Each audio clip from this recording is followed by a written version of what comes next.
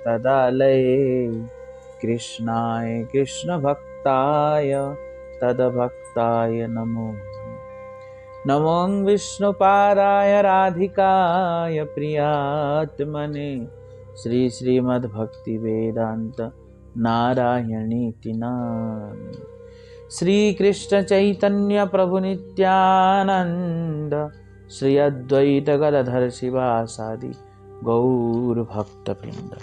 हरे कृष्ण कृष्ण कृष्ण हरे हरे, हरे राम राम राम। मैं सर्वप्रथम अपने गुरुपाद पद्म परम आराध्य तम त्रिला प्रवेश तमंग विष्णु पादष्ट तरसत्त श्रीमद् भक्ति वेदांत नारायण गोस्वामी महाराज जी के चरण कमल में अनंत अनंत को दंडवत करता हूँ तथा श्री श्री राधा विनोद बिहारी जी के चरण में अनंत। हम लोग कल कथा सुना था कि कैसे राधा कुंड के वर्तमान दर्शनीय स्थल,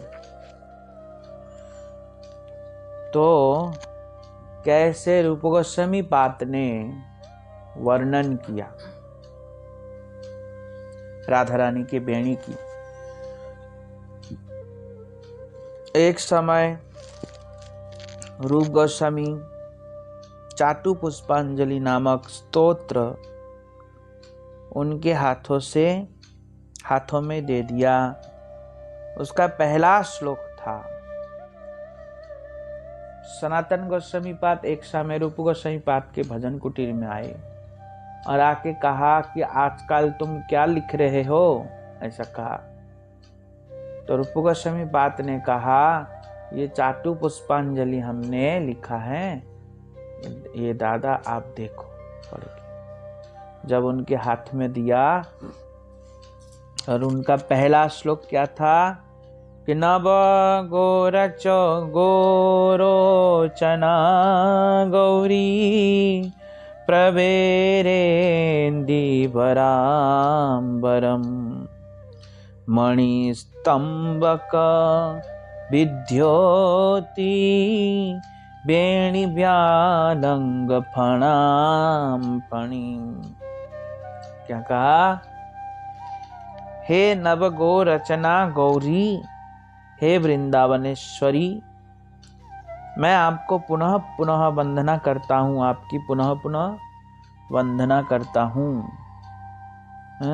तुम नित्य नवीन गोरचना की भांति गौरांगी हो। गोरचना गौरी, नव गौरचना गौरी, आप कैसी हो? नित्य नवीन गोरचना की भांति गौरी। गौरी मतलब गोरे हैं और सुंदर नील कमल जैसे तुम्हारे वस्त्र है। राधा रानी की वस्त्र कैसा है? नीलांबरी है। क्या है? नील वासन परिधान। राधा रानी जो वसन पहनते हैं उसको कहते हैं नील वसन। राधा रानी को नीला वस्त्र बहुत पसंद है। समझ में आया? परिधान। और तुम्हारे मस्तक से नीचे की ओर लंबित बेणी के ऊपर मणि रत्नों से ग्रंथित कवरीवंध को देखकर ऐसा प्रतीत होता है। मणि रत्न कवरीवंध यहाँ ऐसे लगे हैं, ऐसे। नहीं समझ में आया? सर के ऊपर, जुड़ा के ऊपर लगाते ना, जैसे लोग, बहुत लोग मुकुट जैसा हल्का मुकुट होता है, ऐसा मणि से जड़ित है। पीछे से ऐसा लगता है मानो कोई काला नागिन, क्या कह रहे हैं? मानो वह फणायुक्त काली भुजंगिनी की भांति। भुजंगिनी मतलब काली नागिन की भांति एकदम राधा रानी के सर पे मानो चढ़ रही हैं, ऐसे करके फण फैला रही है, ऐसा देखने में लगता है आपका वेणी। तब सनातन गोस्वामी उसे पढ़कर कहा, रूप, तुमने वेणी का व्यालंगना पद के द्वारा श्रीमती राधा रानी की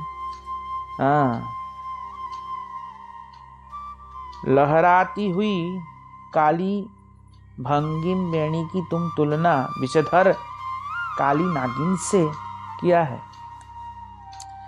किससे किया है? विषधर काली नागिन से किया है। नाग नहीं, क्या? नागिन है? विषधर। विषधर मतलब जिनके पास विष है, विष को धारण करने वाली, उसको कहते विषधर। विष को धारण करने वाली काली नागिन से तुलना की। श्रीमती राधिका तो सवर्ण संपन्न, सर्वगुण संपन्न और सवर्ण युक्त उनका रंग, और परम लावण्यवती, सुकोमल और परम मधुर कृष्ण की प्रिया है। बहुत सुवर्ण जैसा उनका रंग है और सुकोमल है, सभी गुणों से संपन्न है।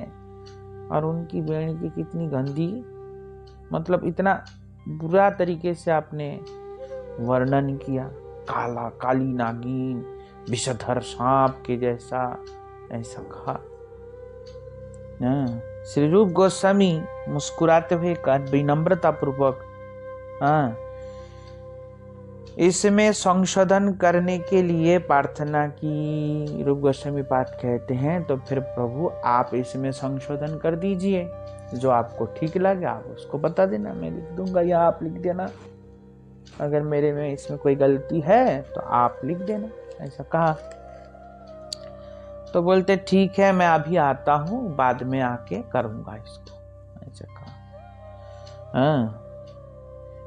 वेणी की यह उपमा मुझे रुचिकर प्रतीत नहीं हो रही है, ऐसा कहा। तो सनातन गोस्वामी पाद कहते पीछे संशोधन करूंगा, ऐसे कहकर वे इसी विषय की चिंता करते हुए वहां से विदा हुए कि कैसे उसकी वेणी की कैसी मैं रचना करूंगा। इसी विषय में चिंता कर रहे हैं कि कैसे रचना करा जाए, कैसे रचना करे, राधा रानी की वेणी ऐसी होगी, ऐसी ऐसी ऐसे सोच के जा रहे थे। जाते जाते देखा, क्या देखा? जाते जाते सनातन गोस्वामी उस समय अन्य कोई उपमा सूझी, पीछे संशोधन करूंगा ऐसा सोच के चिंता करते हुए जा रहे हैं। वहां से विदा हुए, राधा कुंड की पश्चिम दिशा में इस स्थल पर पहुंचते हैं तो कदम वृक्ष के डाली पे एक किशोरी झूल रही है। क्या हो रहा है? राधा कुंड के पश्चिम दिशा में एक किशोरी बहुत सुंदर कदम डाली के ऊपर झूल रही है और उनके पीछे बड़े सारे सखियां उनको झूला रही है, ऐसे करके, नहीं समझे? और झूलते झूलते क्या देखा कि उनके बेड़ी में मानो सांप लपेट के उनके ऊपर फण फैला के ऐसे आ रहे, ऐसा उन्होंने देखा। और देख के कहे लाली बच, देख देख, सावधान सावधान करके दौड़ के जब आए सनातन गोस्वामी पाद उनको बचाने के लिए, तो क्या देखा? ना तो वहां लाली है, ना कदम वृक्ष है, ना कोई सखी है। अंतर ध्यान हो गया, समझ में आया? साक्षात बेणी को किस रूप में देखा? विषधर नागिन के रूप में देखा। तो राधा रानी की वेणी नागिन तुल्य है और नागिनी ही है, समझ में आया? इसलिए राधा रानी का वेणी का भी एक मंजरी होता है। क्या होता है?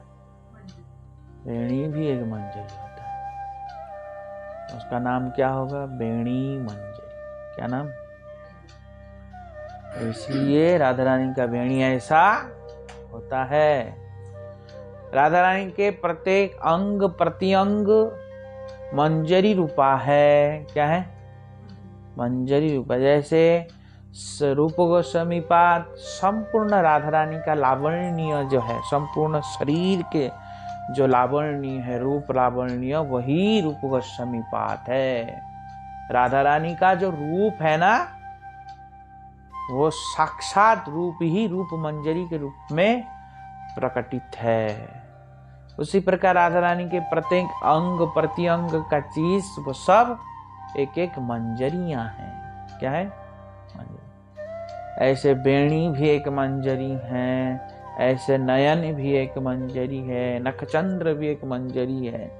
तो ऐसे अलग अलग मंजरियां हैं। तो बेणी कैसा है, बेणी का स्वभाव कैसा है बताया था ना पहले। क्या बताया था? बेणी का स्वभाव कैसा है?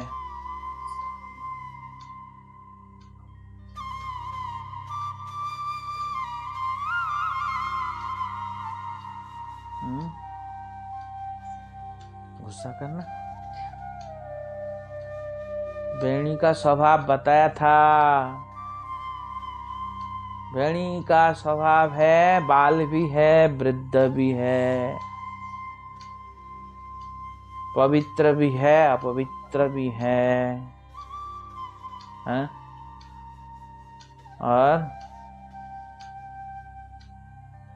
और क्या है?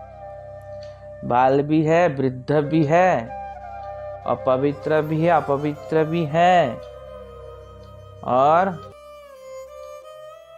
उजाला स्वरूप होने पर भी अंधकार है, तमस्थान है। बताया था ना? बाल चमकने पर भी काला है। क्या है? काला है। समझ में आया? नहीं आया? है? तो ऐसा है। तो सनातन गोस्वामी पाद ने कैसे देखा? बोलते मल्हार राग गाते हुए गोपियां मतलब किशोरियां उनको झुला रहे थे। किसको? श्रीमती राधा रानी। और देखते ही जब देखा ऐसे अंतर ध्यान हो गए, तब उनको समझ में आया, तब उल्टे पैर फिर लौट के आ गए और रूप गोस्वामी पाद से कहा तुम्हारी जो रचना है अत्यंत सुंदर है, उसमें कोई संशोधन की कोई जरूरत नहीं। ऐसा कहा, क्योंकि साक्षात श्रीमती राधा रानी आज मुझे अपना दर्शन करवाया और तुम्हारी कृपा से दर्शन मिला। ऐसे कहा। झूलन तला पर श्री राधा जी का आदर्शन पाया। तो झूलन के पास, जब झूला के पास आए तो राधा रानी अदर्शन हो गए, अदृश्य हो गए। श्री कृष्ण का प्राचीन मंदिर नैऋत्य कोण में कदम वृक्ष के पास श्री राधा कृष्ण का प्राचीन मंदिर है। जनश्रुति के अनुसार श्री दास गोस्वामी ने श्री राधा कृष्ण की इस विग्रह को कुंड संस्कार के समय प्राप्त किया था।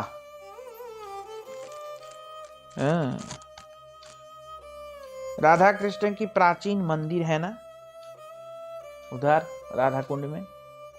तो ये जो ठाकुर जी है जो प्राप्त हुआ, ये कहां से मिले? राधा कुंड से प्राप्त हुआ था। किसको? रघुनाथ दास गोस्वामी महाराज जी को। अकिंचन दास गोस्वामी ने इस विग्रह को सेवा के लिए ब्रजवासियों को अर्पित कर दिया था, ब्रजवासियों को दे दिया था।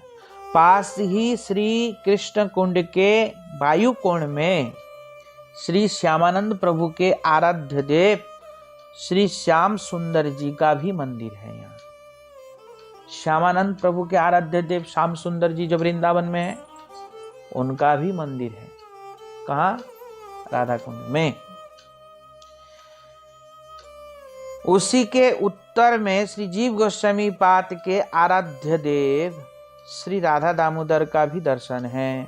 राधा कुंड में किया दर्शन? नहीं, दर्शन है। उसी के उत्तर में श्री श्रीनिवास आचार्य प्रभु के भजन कुटी भी है। यहाँ चैतन्य महाप्रभु का श्री विग्रह है। यहाँ पे महाप्रभु का विग्रह है। श्री श्याम सुंदर जी की पूर्व दिशा में तथा श्री राधा कुंड के उत्तर में श्री जाह्नवा ठाकुरानी का घाट है। जहाँ पे हम लोग बैठते हैं, जन्नबाई ठाकुरानी का घाट बैठक है। पास में ही गोपीनाथ जी का मंदिर है, उसके पास में गोपीनाथ जी हैं, गोपीनाथ जी हैं। और पास ही श्री रघुनाथ दास गोस्वामी का वासस्थान एवं पुष्प समाधि भी है। उसके पास में सामने उधर पुष्प समाधि नहीं है, रघुनाथ दास गोस्वामी महाराज। इसी के आगे श्री गोविंद देव का मंदिर है। समाधि के आगे गोविंद देव का मंदिर भी है। पास में ही श्री गिरिराज जी की जीभा शिला रूपी है, जीभा रूपी शिला है, गिरिराज जी का जीभा रूपी शिला भी है। श्री कुंड के पूर्ववर्ती तट पर गोपाल भट्ट गोस्वामी का भजन कुटी भी है और इसके पूर्व दिशा के निकट ही श्याम सुंदर के तट पर श्री रघुनाथ दास गोस्वामी का भजन कुटी है। श्याम सुंदर के तट पे मतलब श्याम कुंड के पास, समझ में आया? उधर रघुनाथ दास गोस्वामी का भजन। रघुनाथ दास गोस्वामी भजन कुटी श्री रघुनाथ दास गोस्वामी जगन्नाथपुरी से आकर श्री राधा कुंड के समीप जगमोहन कुंड पर रहते थे। राधा कुंड के पास ही एक जगमोहन कुंड है, वहां रहते थे। यहां एक समय होली के दिन श्रीमती राधिका सहेलियों के साथ बैठी हुई थीं और शंखचूर्ण अकस्मात उन्हें हरण कर ले जाने लगा। जिस समय ब्रजलीला में श्रीमती राधा रानी उस कुंड के निकट बैठे ही थे और शंखचूर्ण आकर के राधा रानी का हरण करने लगा, तब कृष्ण उसको मार के वध करके मस्तक से मणि निकाल ली। उसके मस्तक में मणि था और निकाल के बलदेव जी को दिया। और बलदेव जी ने क्या किया, धनिष्ठा सखी के हाथ में दिया, कहा राधा रानी को दे देना। श्रीमती राधिका के पास भिजवा दिया। यद्यपि श्री दास गोस्वामी पहले जगमोहन कुंड पर रहते थे, किंतु बाद में श्री राधा कुंड के तट पर भजन करने लगे। यद्यपि जगमोहन कुंड के पास थे, पर बाद में कहाँ आ गए, राधा कुंड में आ गए। एक दिन श्री दास गोस्वामी राधा कुंड में भजन में आविष्ट हो रहे थे और आविष्ट होके उनको पता ही नहीं, शरीर का सुध बुध नहीं, और रो रहे थे। अब बीच बीच में हा राधे कहे कैसे पुकार रहे थे। इतने में एक शेर बाघ बाघिनी दोनों आए और आकर के क्या किया, राधा कुंड के जल को पिया। पर वो भजन में इतने मग्न थे कि उनको भी पता नहीं चला कि बाघ आया और बाघ को भी पता नहीं चला कि यहाँ कोई है। समझ में आया? बाघ को भी कोई पता नहीं चला कि यहाँ कोई व्यक्ति है। और इस दृश्य को कौन देखा? श्रील सनातन गोस्वामी पाद ने देखा और देख के उनके ऊपर दया खा के अपने मित्र जैसा, भाई जैसा समझ के उनके लिए एक छोटा भजन कुटी बना दिया और बना के कहा तुम यहीं भजन करो, ऐसे खुले में मत करो, ऐसा कहा। अब तो भजन कुटी नहीं है, उसके जगह में पक्का बनवा दिया गया है। पहले भजन कुटी तो ऐसे छप्पर के होते थे ना, ऐसे, पर अब पक्का बना दिया है।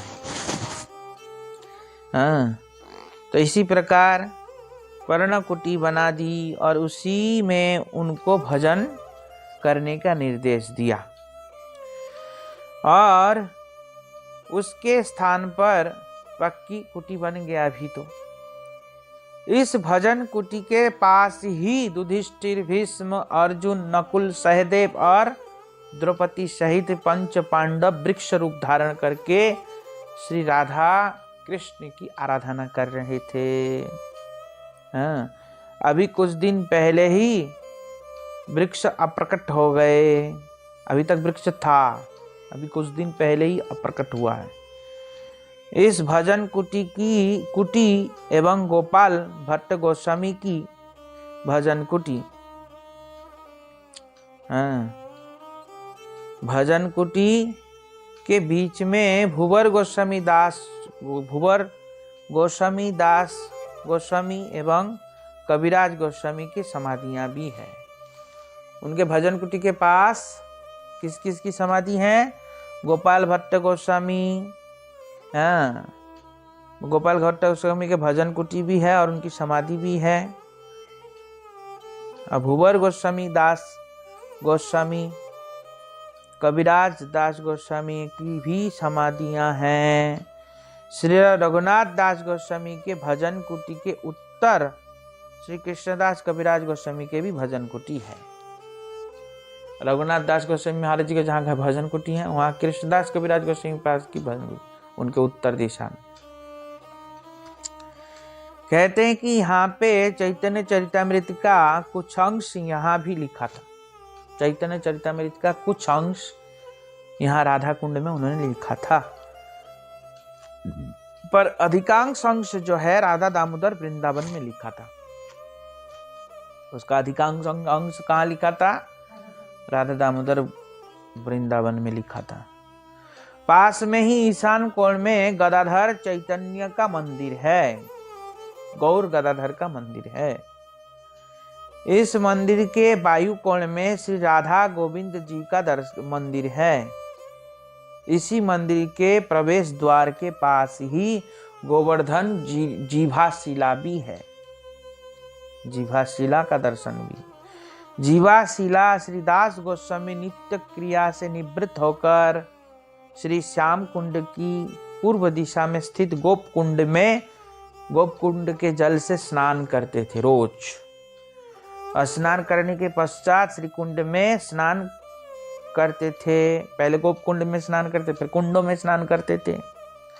कुछ दिनों के पश्चात गोपी कूप से जल खींचते समय गोवर्धन की एक जीवाशिला निकली। उस दिन दास गोस्वामी वहां स्नान कर चले गए। उस दिन तो दास गोस्वामी स्नान करके चले गए और जीवाशिला को वहीं रख के। रात में कंदरा में भजन करते समय उन्होंने, कंदरा मतलब गुफा में भजन करते समय उन्होंने स्वप्न में देखा जो शिला उनको प्राप्त हुआ था वो शिला कोई साधारण शिला नहीं, गिरिराज जी का जीवा है। और शिला क्या है? गिरिराज जी का जीवा है। गिरिराज जी ने कहा ये मेरा जीव है, तुमको मिला है और तुम इसका क्या करो? सेवा पूजा करो, ऐसा कहा, और विधिवत पूजा करो।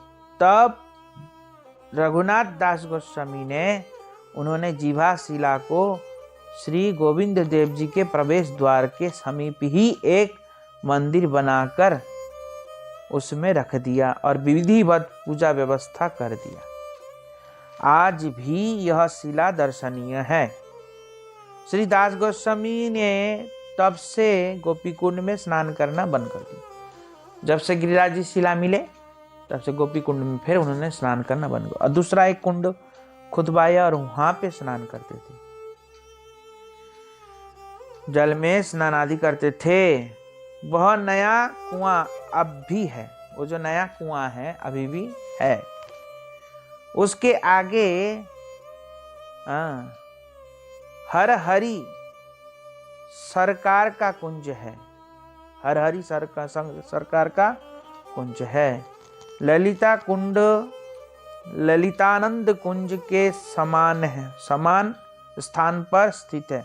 जो ललिता कुंड है, जो ललितानंद कुंज है, उस कुंज में ललिता कुंड है। अभी जो ललिता कुंड है ना, बताया था ना कल कितने प्रकार की कुंज सब व्याख्या किया था। तो ललितानंद कुंज जो है ललिता कुंड में है, समझ में आया?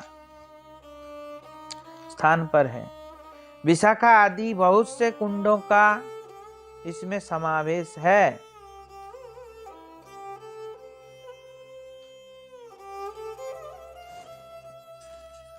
अन्य कुंड अब लुप्त हो चुके हैं। आगे श्री राधा गोविंद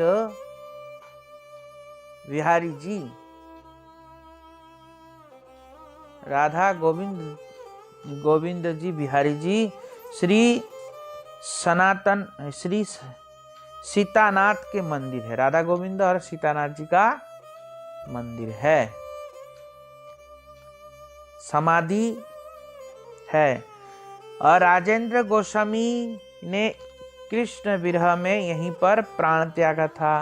राजेंद्र गोस्वामी है, वो कृष्ण विरह में यहीं पर प्राण त्यागा था। श्री राधा कुंड के पश्चिम में श्री राधा कुंज बिहारी गौड़िया मठ है। यहाँ भक्ति सिद्धांत शिला प्रभुपाद जी ने इस मंदिर की स्थापना की। दर्शन किया ना? नहीं किए? राधा कुंड में जो भक्ति सिद्धांत शिला प्रभुपाद जी का गौड़िया मठ है, वहां नहीं किया? वहां स्थापना किया।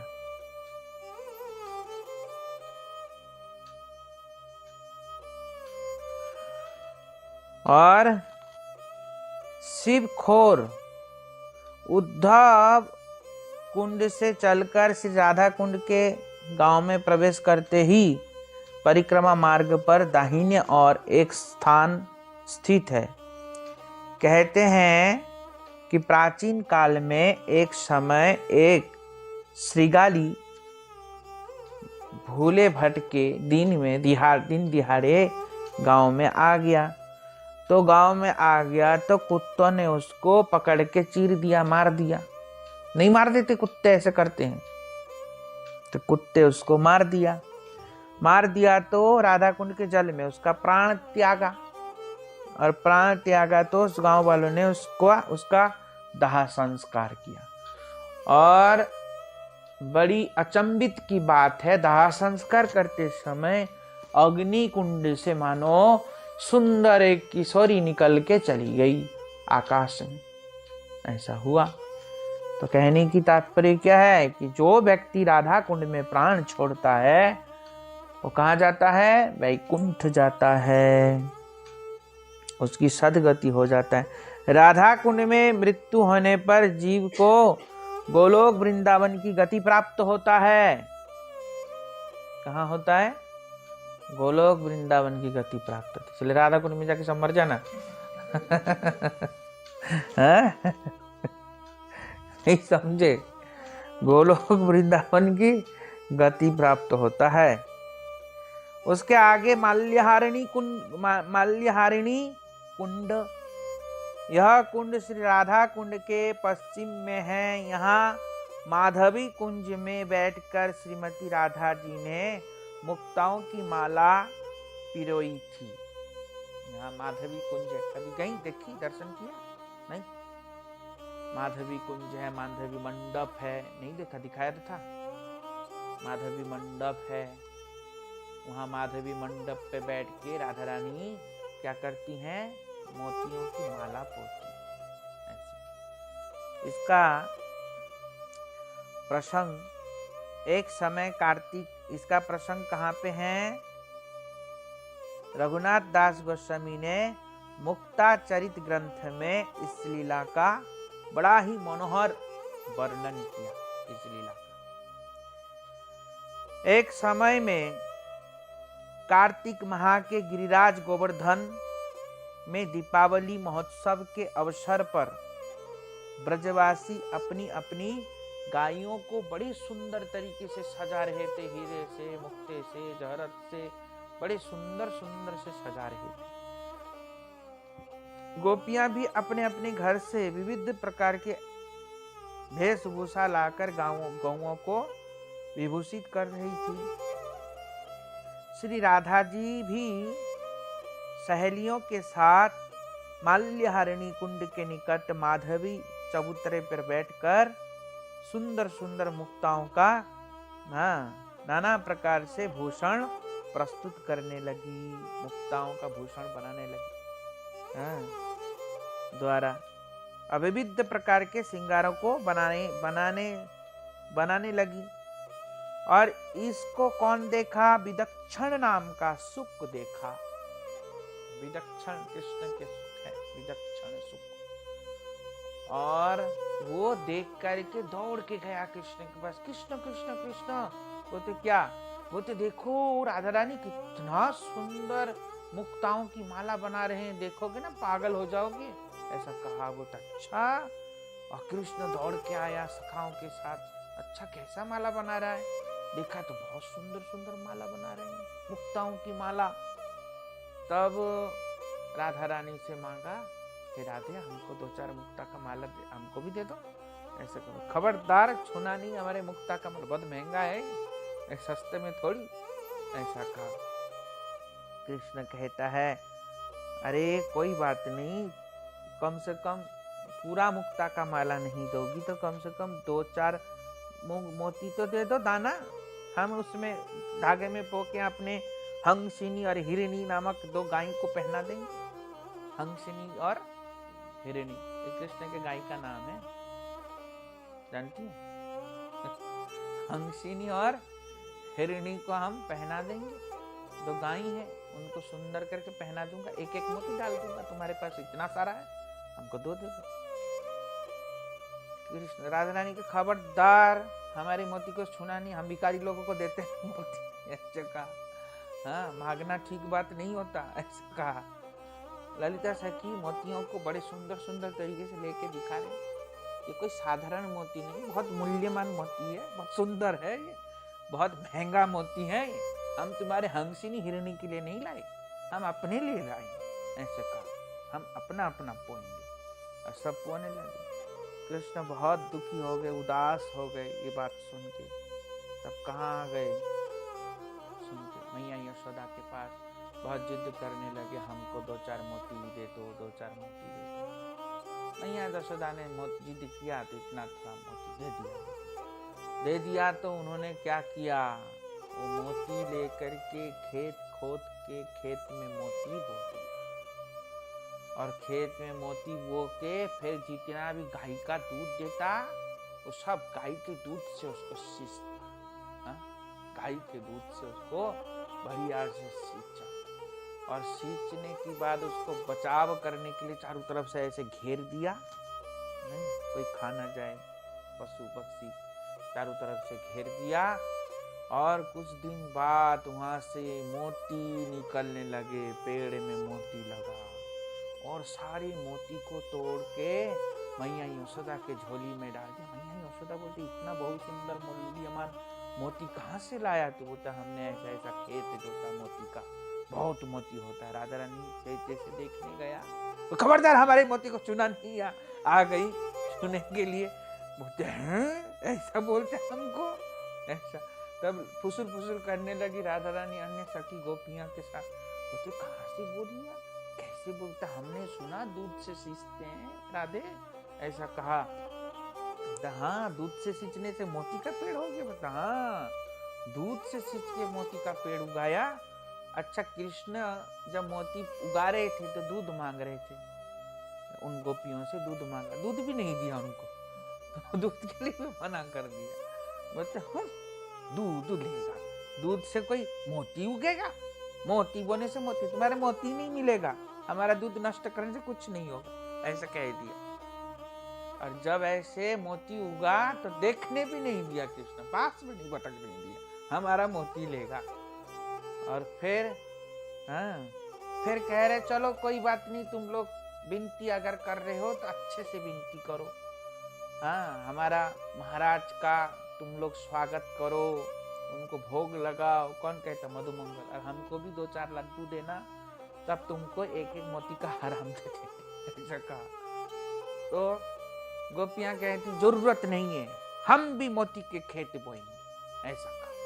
हम भी अपना अपना खेत बोएंगे, और सब लोग जाके अपने अपने घर से मोतियों के हार लेके, बोलते हम इससे आपको दुगुना लौटा के देंगे, माँ आप हमको मोती के हार दे दो। और मोती के हार लेके सब गोपियां बोने लगी, और बो के अच्छे से दूध से उनको सींचा, और निकला क्या, कांटे के पेड़ निकल गया उसमें। और जब ललिता सखी कहती है कृष्ण के मोती से हमारा मोती का कुछ पेड़ अलग है राधे, ऐसा कहा। बोलते कैसा है? और जैसे देखा तो हाथ में कांटा चुभ गया। बोलते अरे राधे ये तो हाथ में कांटा चुभ गया, ये कैसा मोती है? देखा तो हकीकत में तो कांटे वाला पेड़ निकल आया। बोलते हे भगवान, हमारा मोती भी बेकार है। नहीं समझे? ऐसे ऐसे सुंदर सुंदर ये कथा कहाँ लिख रही है? हैं? कहाँ लिख रही है कथा? मुक्ता चरित ग्रंथ में। ये किसका ग्रंथ है? श्रील दास गोस्वामी, रघुनाथ दास गोस्वामी महाराज जी के ग्रंथ हैं। माया वंशा कल्पतरुष कृपा सिंधुभ्यो च पतितानां पावनेभ्यो वैष्णवेभ्यो